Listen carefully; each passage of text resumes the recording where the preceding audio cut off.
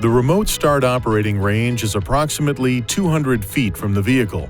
For remote start to function, the car must be in park with the ignition off and all doors must be closed and locked. The remote start function must also be enabled in the vehicle settings on the lower touchscreen display.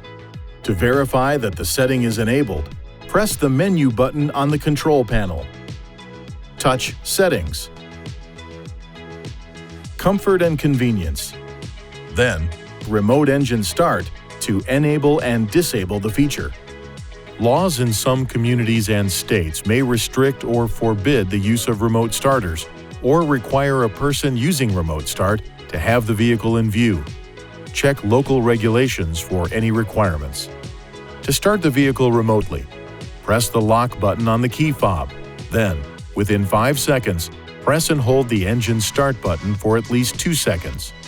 The engine will start, the parking lights will turn on, and the automatic heater and air conditioning system will begin heating or cooling the vehicle depending on the outside temperature, the in-car temperature, and the last user mode. During this period, the heater and air conditioning display and buttons will not operate until the ignition switch is turned on. The engine will run for 10 minutes and then turn off. To extend the time for one additional 10-minute period, press the lock button on the key fob, then press and hold the engine start button for at least 2 seconds.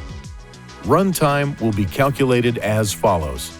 The first 10-minute run time will start when the remote start function is performed.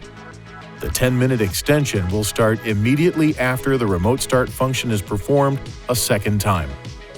For example, if the engine has been running for 5 minutes and you extend the remote engine start, the engine will run for a total of 15 minutes.